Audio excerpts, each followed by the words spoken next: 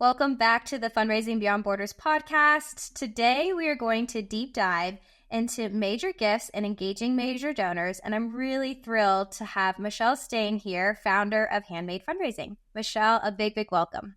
Thank you so much, Morgan. Lovely to be here. Thank you. No, I'm so excited. Michelle and I connected when I was back in Cape Town earlier this year.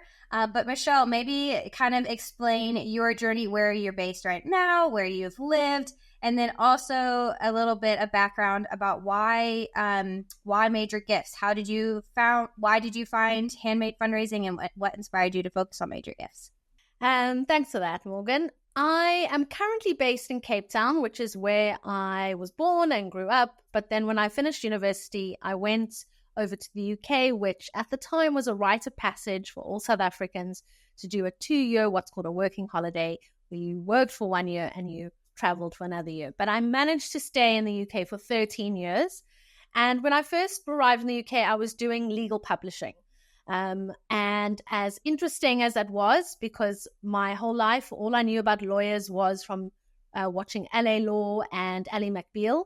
I learned so much about lawyers, but realized a few years into it, I had a bit of a quarter-life crisis and thought, I cannot make lawyers any richer. I do not want to do this.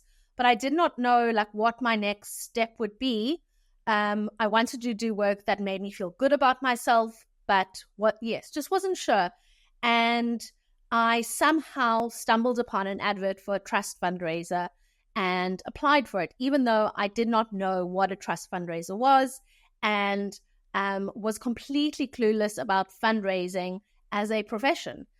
I managed to be successful with the interview and started my fundraising career as a trust fundraiser, as I said, knowing very little about trust fundraising, and realized that I was actually quite good at it. I enjoyed it. It was a good crossover from legal publishing, where I was doing lots of research and writing, and I realized that those were good skills that I could use in trust fundraising. And I enjoyed the whole administrative side, the application process. I enjoyed learning about the work that my organization was doing, and then obviously fundraising as a whole.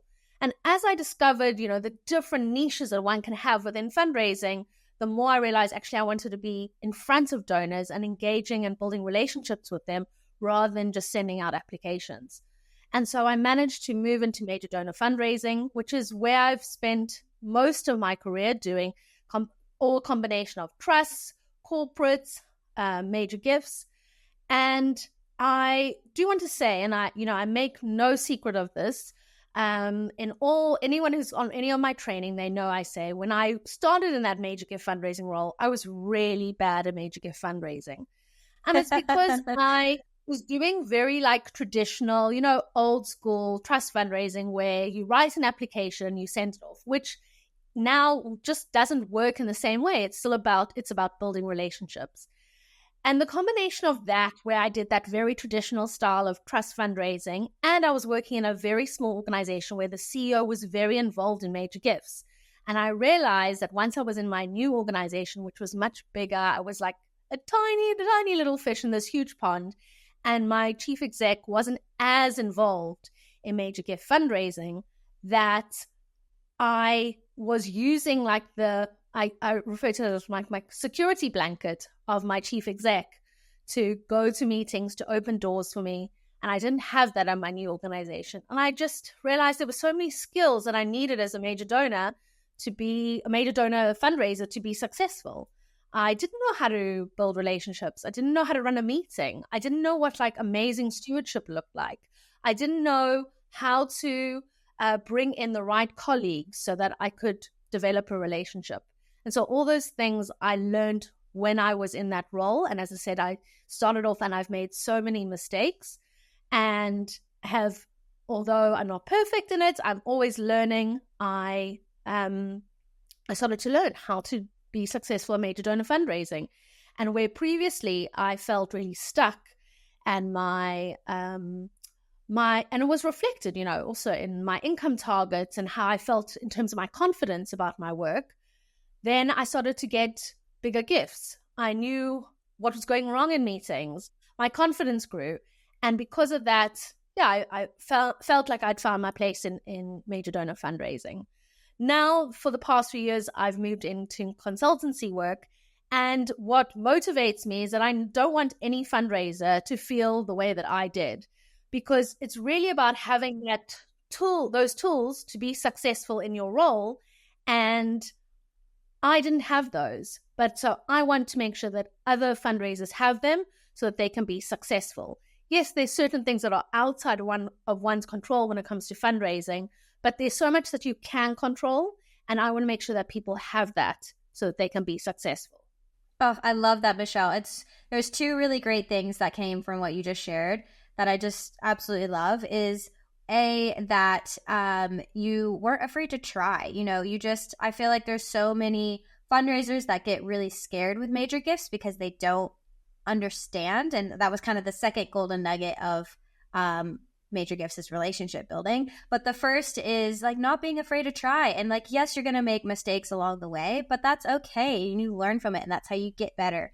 And now it's amazing too that what you've learned throughout the years, you're now sharing that with others and getting to empower them to be, confident with major gifts.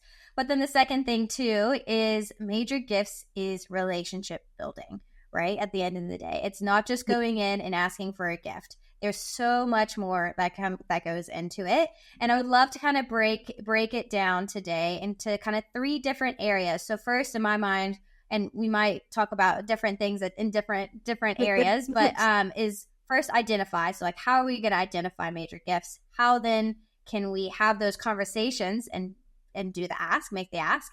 And then the third is the stewardship part. So focusing first kind of like on the identification. Tell us a little bit more about how do you work with fundraisers, nonprofits, whoever that you're working with to identify your major donors? Because I know that can be kind of hard, especially for international nonprofits. How do you identify a potential major donor? Great question. And when we start off identifying major donors, I always like to use this analogy, which I use throughout relationship building, is that working or identifying and building a relationship with a major donor is very similar if anyone has wanted to be in a long-term relationship or want to get married. It's the same thing. And in the same way that if you are starting out and you are single and you want to get married, you could potentially go on Tinder and you could find your partner there. It's completely possible. But I would say that it's more likely that you'll meet someone if you go on Tinder, go on Hinge, go on Bumble. If you let all your friends and family know that you're single, you're in a great place, you're looking to meet someone. If you join, maybe you're part of a faith-based community and you're going to singles events. Maybe you join a hiking club or your ceramics group. Or you decide to get out of your pajamas and you go to a friend's party. So all those things, you're more likely to meet someone that's a good fit for you. And it's exactly the same when it comes to major donor identification. You can go one method, but I always recommend that the more ways that you could try identify major donors, the more successful you'll be. So one of the first things that I always look at with clients is we look at who is in your inner circle. And by that, I mean, who do you have on your board? Who do you have who's your chief exec? Who's in your senior management team? Who are your existing major donors, if you have any, or long-standing donors, or who are your long-standing volunteers? So it doesn't have to be all of those things. You could have 1 or 2 of them, or just one. But you look at all those things. And I say about the other donors or long-standing volunteers, because, there's some people who are really embedded in the communities or towns or places where they live, and they know lots of people, but they themselves might not have the potential to give a major gift. So we'll look at who's in that inner circle first, and we'll see who could they potentially know. And that is where I always recommend you start off with. It's more likely that you'll meet major donors, identify major donors through those networks first. And you can try a few different ways that will look different for each organization. For some organizations, that might be presenting at your next trustee meeting your plan for major donors and saying, this is what we need to do. Or maybe it's saying, can I find 1 or 2 people on my board who might have connections, and having a coffee with them or meeting them over Zoom and saying to them, who do you know? Who could we speak to? It could be working with your chief exec, where I know each chief exec is different, and how they approach major donors is going to be different. So could it be that you have a weekly meeting with your chief exec where you have 15 minutes to discuss what events are you going to this week? Some chief execs are very, what I call forward facing. They're almost like ambassadorial in their role. And so they're going to lots of events, they're meeting lots of people. Are you going to events? Are you seeing people? Who could you potentially meet with, who just to be aware of? Others are not that way at all, but can you ask them, again, who in the board? How can we get the board involved? Or maybe it's the chief exec is not the place to go. Maybe there are other people in your senior management team who also might be going to events or meeting people. I worked in an organization where the financial director went to a seminar about insurance, I think. And it just so happened that she was sitting next to someone who was at one of the big 4 accountancy firms, and struck up a conversation, and we managed to develop the relationship because she was aware that she was looking out for major donors, even in a place where you wouldn't automatically assume that they would be, because she was going with her work mindset of, I'm going to learn about insurance. So think just having those conversations with your colleagues, with board members, so that people are aware. And then again, also asking and looking at, do you have existing major donors? Could you ask them? Do they know people in their networks? And do you have long-standing donors or volunteers who you could also ask? But Morgan, I think that there's almost like something that needs to happen before you engage with these groups of people. And that is that you need to educate people on what a major donor is. Because so often in my workshops, when I say to people, when I say major donor, who do you think of? The names are all the same, regardless of where people are in the world, regardless of what size of organization. So people say things like, oh, Bill Gates, Richard Branson. And I give this example that when I worked in an organization, I was starting out, and the trustees were getting together for their board meeting, and they had it was a full day event, and they were stopping for lunch in our cafeteria. And I went down and I introduced myself to one of the board members, like I'm new. And I said, I'm doing major donors. And he said, I'm really sorry. I don't know Roman Abramovich. And I wanted to say, I don't know Roman Abramovich either. But just because we don't know a Russian oligarch, does that mean then that we don't try and do major donors in this organization? Because so often what we think a major donor is informed by what we see in the media. And that is the kinds of major donors, your Bill Gates, Richard Branson, Roman Abramovich, Elton John. These are individuals who are very high profile, who are in the media, who are not only hugely successful in their professional lives, but they have also become philanthropists and are well known. And so if we take that understanding of a major donor, we think that a major donor is only like 5 white men who live in the UK or the US, it's going to be very, very difficult to actually go to anyone and say to them, or even ourselves, and say, how can we identify major donors? When in reality, most major donors will never appear in the headlines.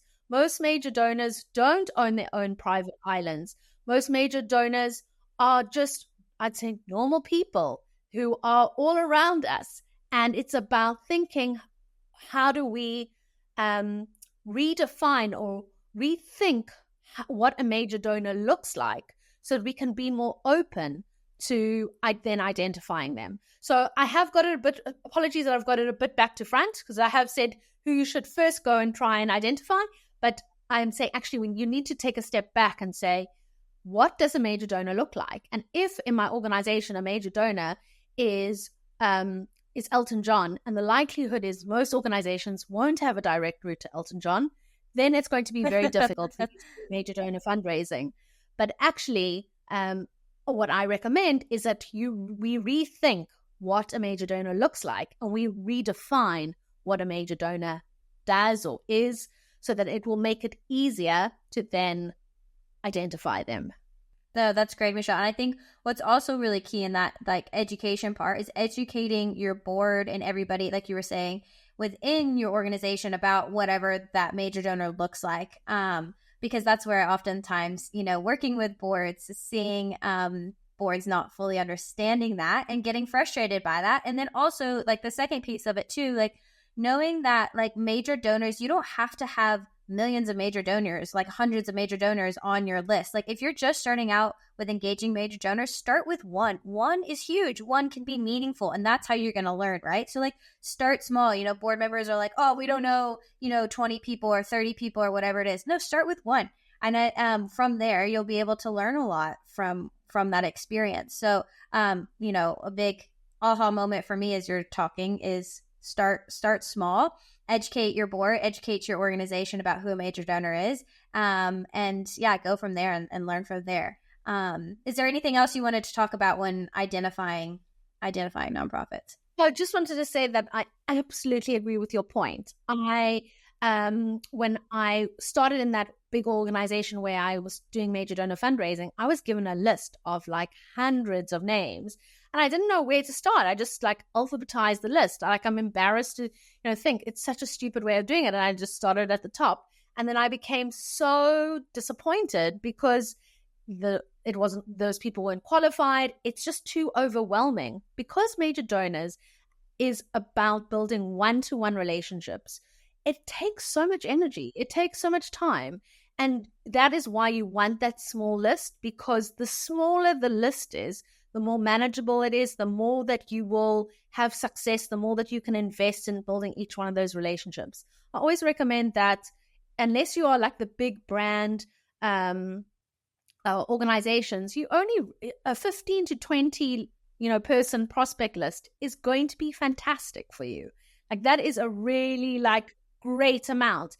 And if that, as you say, if that's too much, then go smaller, but you don't need a huge prospect list in order to be successful. And also some of the ways that I explained, I spoke about looking internally, but then there are also things around externally trying to engage major donors. And as I said, not all of them are going to be hugely successful, and you shouldn't put all your eggs into one basket. But these are some more ways to think about, is thinking about things like LinkedIn, which is where so many people are on there. There's over 1 billion users of LinkedIn. It's likely that your donor is on LinkedIn. It's about how can you raise your profile, connect with people there, and build relationships online. There are no gatekeepers on LinkedIn, so really recommend major gift fundraisers think about using LinkedIn. Also, external events. So thinking about things like, are there any sector events happening in your area? Are there events where there could be a wealth conference? It could be something related to the area that you're working in. Is there about education or homelessness or something that it's likely to attract other funders there? And then also even external events. So I think about here in Cape Town, every year there's a massive mining indaba. Every single big mining company and people who are involved in the mining sector are there. If I was a fundraiser, I would try find myself at some of those events so that I could be speaking and making connections with people there, because it's likely that those individuals are potential major donors. Or if there's a big art fair or a big yacht show, whatever it is in your area, are there events that are happening? It could be sector focused. It could be like other events that you could potentially attend.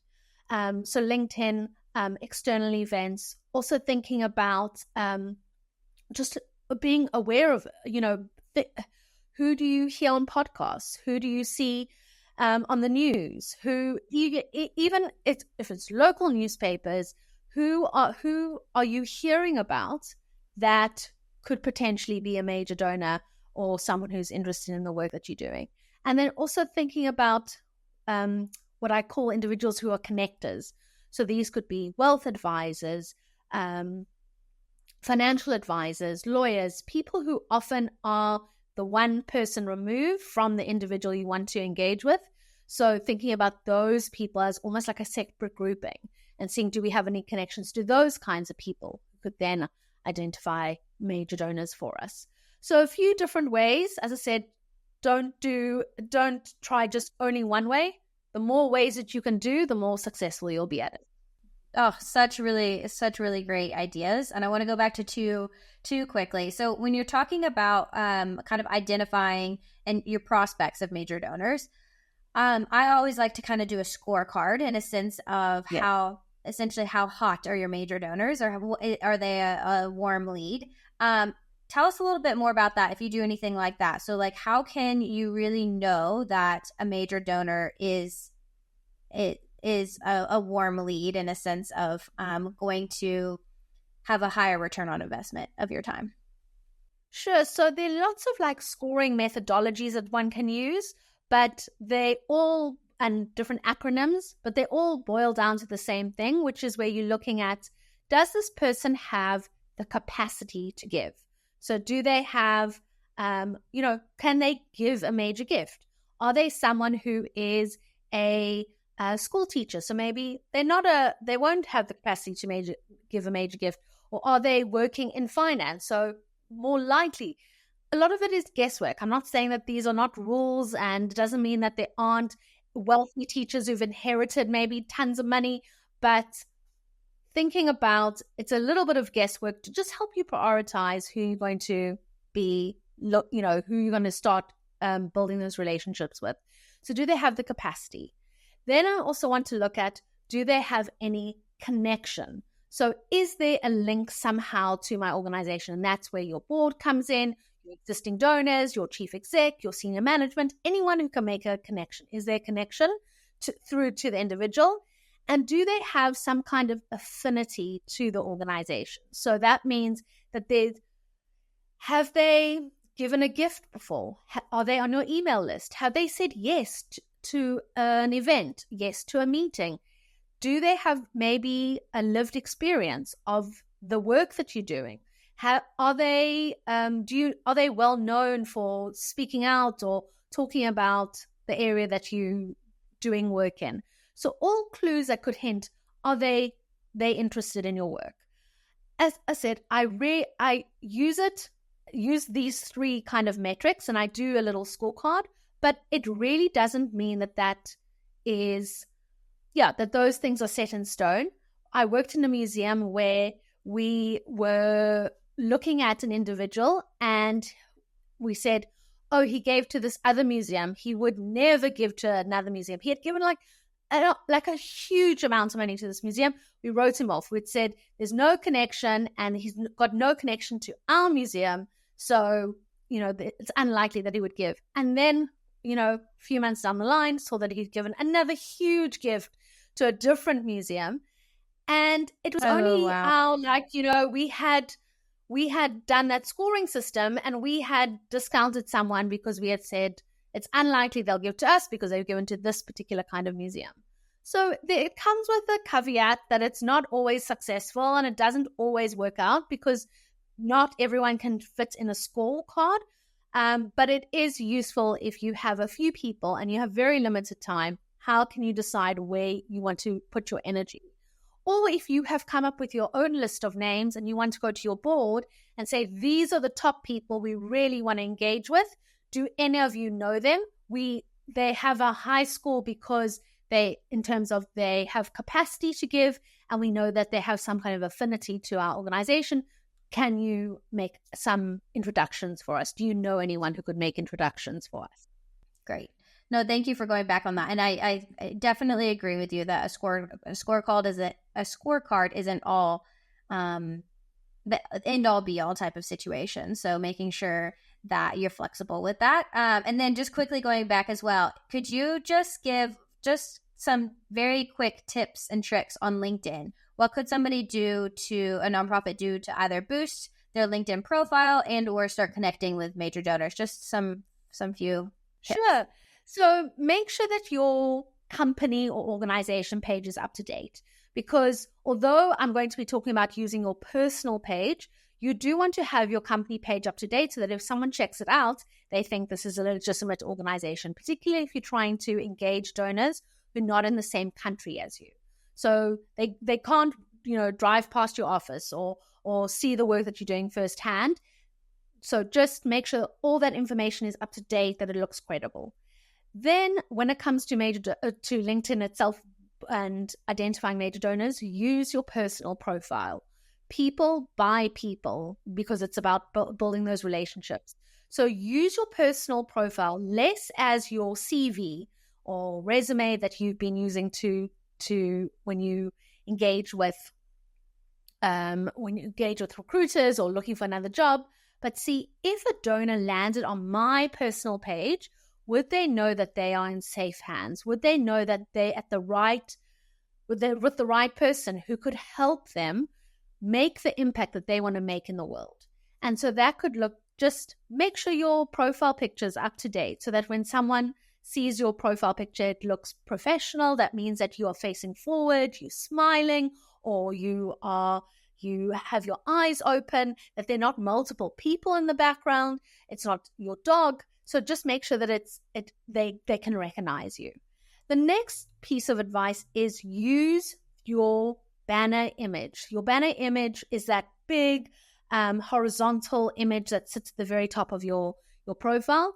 Can you brand that in such a way that it's to your organization? So how could you use that so that it speaks to your organization? Again, reminding the person who lands on your page, this person works for this organization, is doing this kind of work. So that's important. And then start by commenting on other people's posts. When you have a list of donors that you want to engage with, comment on their posts. You don't need to be connected with someone, know them at all on LinkedIn to comment on someone's posts. There's no gatekeepers, no secretary PA is saying you can't comment on this chief exec's post. I'm really surprised on LinkedIn when I see funders, whether they be private, philanthropic foundations, whether they be individual major donors, talk about stuff on LinkedIn, and I don't see any comments underneath from any organizations. This is your space to start building your profile. If you want someone to connect with you, they need to know and feel confident in you, and you can do that by commenting on their posts in a way, not to say, will you support me financially and our organization, but that's really interesting. We found this in our organization, or that's great that you involved in this area of work. This is what we're doing in our thing, so that it starts a conversation with someone, and then it can lead to an engagement off LinkedIn. But what you first and foremost want to be doing on LinkedIn is making sure that your page feels good and says, this is who I am, and this is the kind of work that I do at my organization. And then starts engaging with other people to say, I'm doing similar work. This is the kind of work that I'm doing. Or that as I said, people love it when you engage on their posts. So start a conversation with them. Find out what has been the challenges in doing this project. What have been the highlights of doing this piece of work? What have you found with this trend? So come from a place of curiosity when it comes to putting comments on LinkedIn. And I've got few people that I really want to comment on their posts. I can save it. And then I just, rather than scrolling through my feed every day, because I know people are pressed for time, I just go to those saved people and I comment on their posts every day or whenever they post, so that I'm building a relationship with them. And it's amazing how when you start seeing the same people posting on your posts on LinkedIn, that there's a familiarity there. There's a connection building. And when you make a connection request, it's likely they'll accept it. And then the relationship can continue. I love that. So what I'm hearing, is building donor trust with LinkedIn, and that's having, a really good up-to-date profile, and then being authentic. So making sure it's a collaborative experience and making sure that you're also authentic with that and not just, doing the ask straight up, but building a relationship. Yes, exactly. So. Yes, absolutely. Do not go connect with someone and ask them for money in the DMs, but rather start showing that you are an organization that is really successful in the area that you're working in by commenting on their posts, because they will see it in a way that if you send them an email, it will get lost in their inbox. Great. So, Michelle, we've talked a lot about, identification and now some things that we can do to start, building those relationships.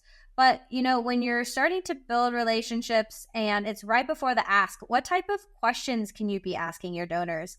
How can you start actively engaging them as potential donors and making sure that you feel authentic and that it's not just questions that you're just, sometimes major donors can feel that, oh, you're just asking this because I know there's a gift coming at the end of the day or an ask at the end of the day. So yeah, what type of questions can you be asking to build those donor relationships, and how can you authentically engage major donors? That's such a great point, that when it comes to building authentic conversation with someone, yes, you have a goal that you will have in mind, but what steps you need to put in place so that it comes across that you, as I said, that you're building that authentic relationship. And this is something that I did so wrong when I started off in major gift fundraising, because I would ask these really terrible questions that were questions that had what I call my closed questions. They have yes or no as an answer. So it's things like, did you see our latest campaign? Have you read our annual report? Do you know about our work in Nepal? These are all, they seem like good questions, but they're actually really bad questions, because your prospective donor is going to ask yes or no, and it closes the conversation off. You want a question which is going to be what I call open-ended, and those open-ended questions are going to give you much meatier responses from your donors, and that's what you need to build those relationships. In the same way, if I go back to our dating metaphor, I'm sure whoever has been on dates can say they've been on some really bad dates, because people ask questions like, tell me about how you get to work in the morning. This is not a good question on a date. It's really boring. It doesn't tell you anything about the person. But if you say to someone, when was it that you realized that you were no longer a child and you had become an adult? You're going to find something very special. It's going to give you those beautiful answers that you want. And those answers build connection. And they build connection much faster than if you ask people things like, how do you get to work in the morning? So I want open-ended questions with my donors. Open-ended questions are things that are like what, where, how, why, when, or tell me more. And I want to be asking things like, tell me more about your family background. How did you come into this line of work? How do you prioritize your charitable giving? When did you first give your first gift to charity? Where does your philanthropic spirit come from? So all these questions are really going to give you much better responses, and you're going to learn much more about the individual you're speaking to than if you say, did you read our annual report? And what I also realized that when I was doing my meetings really wrong is that I was asking closed questions, but I was also only asking questions about my organization. And when you ask only questions about your organization, you're finding out only a very narrow piece of information about your donors. Your donors are, as I say, major donors are normal people. They also have highlights and struggles and challenges, and they're whole people. And you want to be finding out about everything about them. And so I recommend people divide up questions into 4 different categories. Those are things like questions about them. So those are things that we discussed, like, tell me more about how you got into this line of business. To what do you attribute your business success? So those are about the person. Then I ask questions about their charitable giving generally. So those could be questions like, where does your philanthropic spirit come from? What is important to you when you choose who you donate to? How did you come to focus on this area of work as a priority for you? So those are general questions. Then I ask questions about my organization. So it's just one kind of section of questions. Those are the questions like, what do you know about our work? What interests you the most? What do you tell your friends about us? Those kinds of questions. And then lastly, questions around expectations of a partnership. So questions around how do you like to be communicated with? How important to you is it that your family involved in your giving?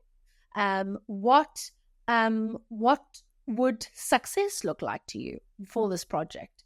So I'm trying in my meeting to take questions from each of those sections. I can't ask tons of questions because I don't have the whole day, but I want to at least cover one question from each section so that I know that I'm getting a much more full-rounded picture of an individual as opposed to just understanding what their relationship is to my organization. And like I said, when you ask people really like lovely open-ended questions, not only do people feel very like valued and important, but because the nature of the answer is so much richer, it means that the whole process of building a relationship is quickened. Is that a word? It's sped up because you connecting with someone on a much deeper level than if you would by saying, "Did you see our annual report?" Right. Absolutely. So powerful. And I believe, Michelle, you have, I know you're active on LinkedIn and you have a download that is, I believe it's around 20 questions that you should be asking in donor meetings. Is that right? So head to Michelle's LinkedIn and you can download that because I know there's some really great questions. If you're like, okay, I heard Michelle talk of all these great questions, but what should they be? Just go to her download and she has a freebie there that you can grab. Okay, so Michelle, we've asked some really good questions to donors. We're building relationships. Now, how do we do the actual ask? When does that come into play? And why I asked this, it was I was on a call with a board member the other day for one of my clients, and she was like, I have no experience in it. I did my first ask and I got $5,000 and I have no idea how I did it. What did I do right? And I just love that. And the fact of like, she's trying to reflect because she secured 5,000. She's like, what did I do right? And I'm like, you did so many great things. She's like, but do I do that for every process? Is that a normal thing? So she was like, and I didn't know how much to ask. So I just asked him for 20,000 and he could give 5,000. It was kind of more of a guess. She's like, I know there's a method to this madness. So kind of, if you don't mind sharing, like, how do we know when to ask and then how much to ask as well? Great. So if I go back to my dating analogy, it's the same if someone said to me, when should I propose? It really depends. Every couple is different and every donor relationship is different. And that's dependent on the individuals in that relationship and where they are in their time of their life. That will depend on, I have friends who got engaged after 3 months. I've got friends, it took them 8 years. There's no right or wrong answer. And it's the same when it comes to major donors, is that it's very much dependent on where your donor is and also the context of your organization. There's some major donors, it's taken, 11 months to make an ask. There was one that took me 3 years, but that's because we didn't have the right project internally and I had to go about creating that project for them. So it so depends on each situation and what you want to offer your donors.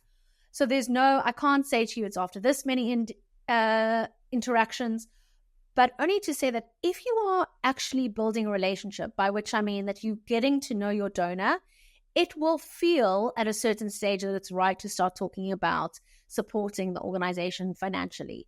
It's going to feel more natural than you expect because you are finding out about who they are. And because if with building the relationship, they're going to have a meeting and then maybe they'll come to an event or maybe there'll be another meeting and then a few months will pass and there'll be something else.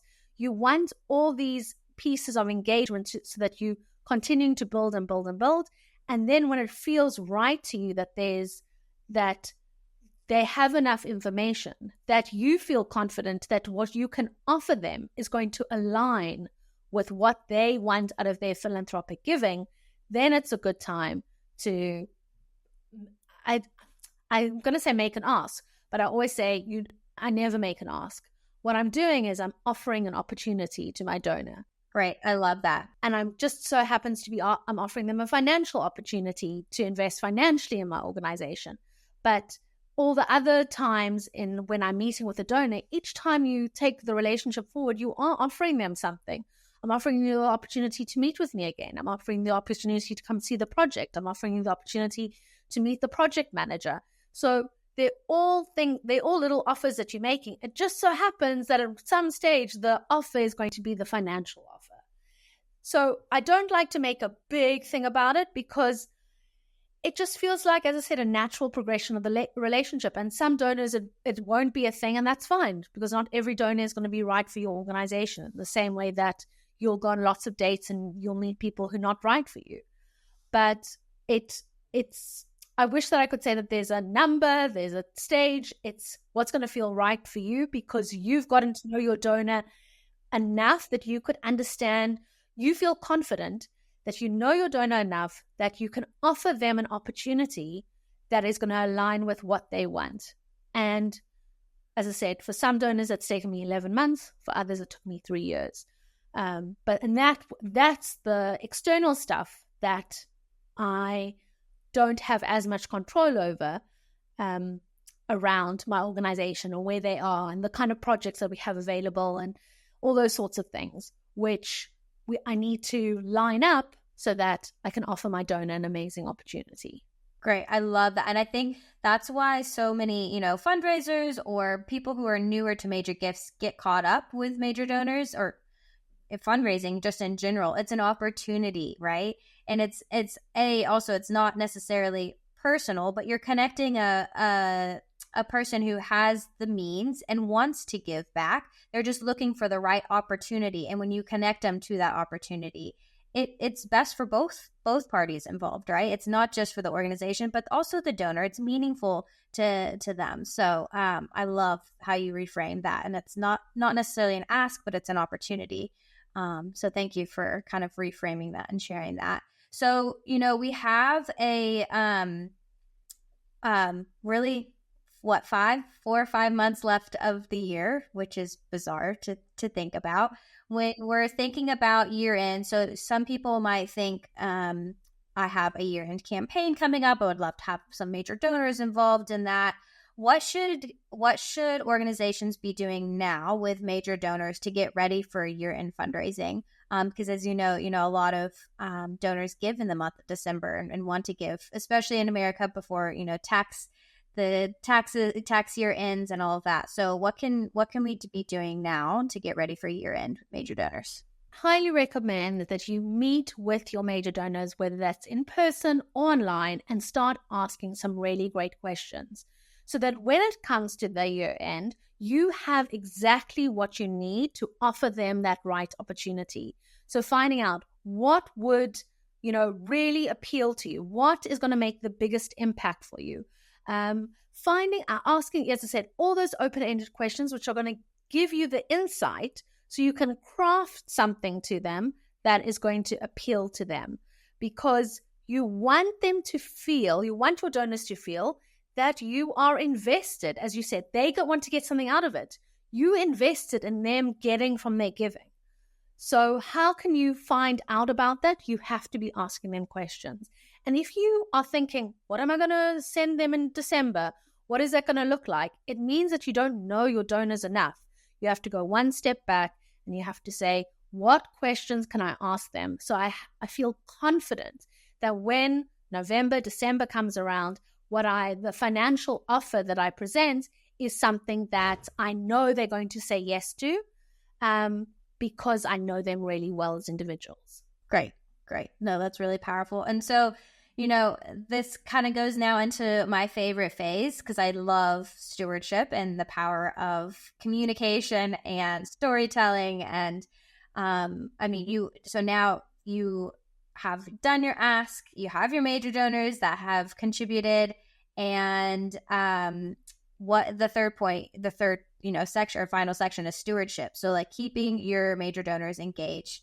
Michelle, what are some ideas to effectively communicate and engage your major donors throughout the year? Again, find out from them what their preferences are. So some donors, that will look like a really in-depth report. For other donors, they just want the photos and it's really light touch. So that could be, your photo books that you could create for a donor with the impact that they've had over the past year. Other donors really love video. Could you ask your colleagues to take videos? It doesn't need to be professional looking. In fact, the less professional looking, the better. It just shows that it's authentic. So can your colleagues, can they shoot a video of the project? Can your colleagues speak to one of the projects and you have share a video with that? Some of those will work for some donors, others not so much. It really is about finding out those preferences from your donors. But the whole time I'm thinking with my stewardship, how can I bring my donor closer to the work? So that could look like the communications they receive, and very much dependent on what they like. I highly also recommend that people use WhatsApp, which is very popular in across the continent of Africa, in Europe, in the UK. Get their mobile number so you can WhatsApp them, so that you can send them images. Oh, I saw this, I spoke to this colleague and this is what they said, and send them. So it doesn't need to be like, this is our quarterly report to you, but it could be just little snapshots and updates around communications. Then I also like to think about a pillar which I call events, but it doesn't need to be an event as in like it's a gala dinner, but it could be, if you have donors who are outside of the country from where you're working, could you have a panel discussion online? Could you have a roundtable discussion? If you have donors in country, could that look like meeting some of the project managers, going on a project visit? Anything that's going to bring you closer. And also with that, any kind of meeting. So again, I want to be thinking about, in the same way, going back to my dating analogy, once you're married to someone, you still need to be going on dates with your partner, because you want to continue to say to them, it's this relationship is about so much more than just who stacks the dishwasher and takes the dog to the vet and all the managerial stuff that comes with maintaining a household, but it's about the specialness of our relationship. And you want the same with your donors. You want to be meeting with them to say, I know that we tick the boxes in terms of the reporting, but I want to understand where you at. Have your priorities changed? What's happened this past year? How are you feeling about things? So you're constantly checking in with your donor through those meetings and open-ended questions. It doesn't end at the gift. It continues. And then another pillar that I'm just stuffing everything in under, which is like everything else, these are all things like, I saw this and I thought of you. So anything that you see about your donor, it doesn't have to be project related organization. It could be about a TV show that you discussed or a trip that they've taken. You see something about them, say, I saw this and I thought of you, and you send them a link or whatever it is, a podcast to something that has reminded you of them. I also love using creative ways to engage with your donors, very much dependent on where your donors are based. So if they're outside of the country where you work, not always suitable, but depends. So I use Pinterest a lot for some of these really creative ideas. I've got lots of boards of ideas around. I've sent donors reports in a tube with crayons, where it was about education. Had donors who had young children and they wanted their kids to be involved in their philanthropic giving. So created an activity book, which was based on the work that they supported. So thinking creatively about how I can enhance their experience with stewardship and give them those really special moments. It's what Dan and Chip Heath call those wow moments, and so it really stands out. But very much dependent on where your donor is situated, and just coming up with those creative ideas. I love that. The creativity really enhances that donor experience and keeps them, coming back. And your pillars fit directly in mine. I really like to talk about communication, education, and community. So when it comes to stewardship, it goes past communication, right? So yes, we need to communicate with our major donors, but also how are we bringing them into a community and making them feel like they're part of a family and part of something bigger? So offering them different opportunities like volunteering or coming to see the projects in person or whatever that might be. Roundtables, I love doing roundtable conversations, as well as education. So making sure your donors are educated around different topics that your organization resonates with or aligns with your mission. So those are really great pillars, and I love how they fit in with mine as well. And so Michelle, we've had a full on chat today. So thank you so much for taking your time to share all this really valuable information. Just as we're closing everything up, it'd be really great to hear from you. What advice would you give to international nonprofits that are just starting out to focus on major gifts as part of their fundraising strategy? Because we have, some people tuning in that are just starting out with their fundraising. So how would you say for them just to even get started with major gifts? The first is to make sure that your organization is set up to receive major gifts. So get that foundational piece in place. Make sure, do you have projects that you can go to a donor? Most major donors are going to start off giving a restricted gift. They're not going to give unrestricted giving to your organization. So can you package up your work in such a way that you can present it to your donor that you want? I also have a lot of organizations who clients, they say to me, they wish they could get a £1 million gift or whatever is a huge gift for you.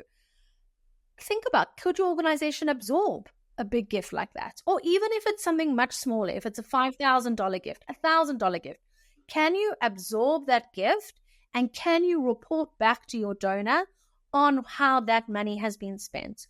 Because to your point, Morgan, those major donors want to be brought closer. They want to feel part of your organization. So you need to make sure, do I have something to offer them that I can package it up? Can I report back to them then on what that project is? So really key that those are in place before you even think about then the piece around identification. So make sure those elements are in place. Then when it comes to the first steps around identifying donors is to start small and start having those conversations. Decide, okay, once a month, I'm going to speak to our board. Or if there's no one suitable on your board, do I have any existing donors that I could ask? Or then the next month, can I have a conversation with some volunteers? So each month, setting yourself a target around having one conversation with someone who could potentially have the right network, but that is also going to be around educating them on what a major donor looks like. Particularly when you are far away from major donors, it can feel like, we need donors who are giving, the Elton Johns, the Michael Bloombergs of this world, and people don't know those. So when you have those conversations, start out small and ask people, what does a major donor look like to your organization? And it's not those 5 white men. And then who could they potentially know? And if they don't know anyone, that's fine. Move on to the next month that you have another conversation. The more conversations you have, the more likely it is that you're going to get closer to identifying those major donors. Great. Michelle, this has been truly an honor to have you here and just sharing so much of your wisdom. I mean, we just talked and covered about so much with major donors. And I want to go back because, at the very beginning, we talked about, I was like, there's 3 main pillars that I want to chat through, which is identify, ask, and steward. But really what it comes down to is not forgetting about that first piece, which is educate. So educating your nonprofit, your board members about major donors, like you were just talking about, and then identifying, ask, and stewarding from there. So, Michelle, where can people find you online to soak up more of your knowledge and wisdom? Oh, thanks, Morgan. I post daily on LinkedIn, so they can come find me, Michelle Stein on LinkedIn. I also have a fortnightly newsletter, 321 Fundraise, and they can sign up for that newsletter on my website, and that's handmadefundraising.com. Great. Well, thank you so much again, Michelle. Until next time. Thanks, Morgan. Bye.